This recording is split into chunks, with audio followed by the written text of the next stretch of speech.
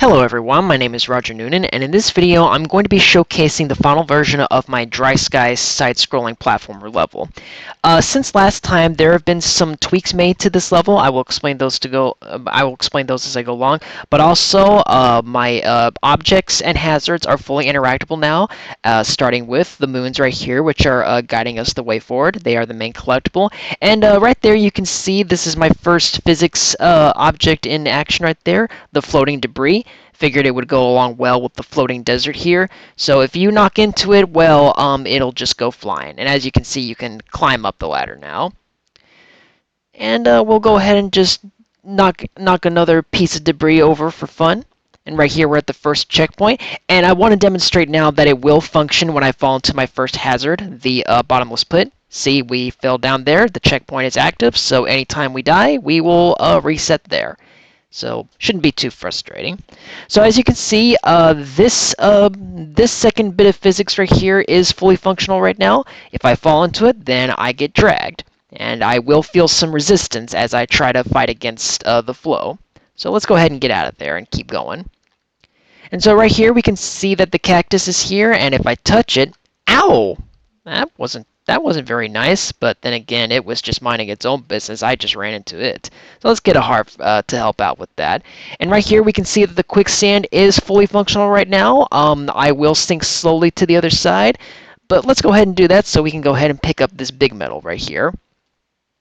So, as you can see, there are a couple tweaks already that you can see right here. I added this just so it wouldn't be so easy for the player to fall off trying to grab the ladder.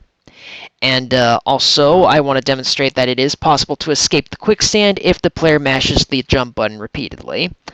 And so right here, now that we know how this functions, we can just go ahead and knock that out of the way. And taking care not to jump into the cactus right there, otherwise we get a big owie. And right here we reach the next checkpoint, and just to demonstrate that works too, there you go. So let's go ahead and get across this moving platform. You'll also notice that the moons right here have been changed, their position. This is just to better convey the kind of jump that the player is expected to perform.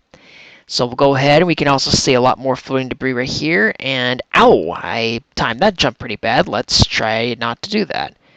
So you can see it gets a little tricky right here. This time, now that I know how the quicksand works, I have to mash very carefully in order to get on the platform. And I got to time my jump here very carefully so that I don't jump into the cactus. And then make my way across the quicksand here, over another cactus. And I think maybe I'm going to try for that coin. Let's see if my aim is true. There we go. It was a little tricky, but I did it. And finally getting past a couple more cacti, sorry, and getting past the quicksand, trying not to jump into the cactus, and there you go. And that's all there is to show of my level right here. I hope you enjoyed all the hazard physics and the overall fun this level had to offer. Enjoy!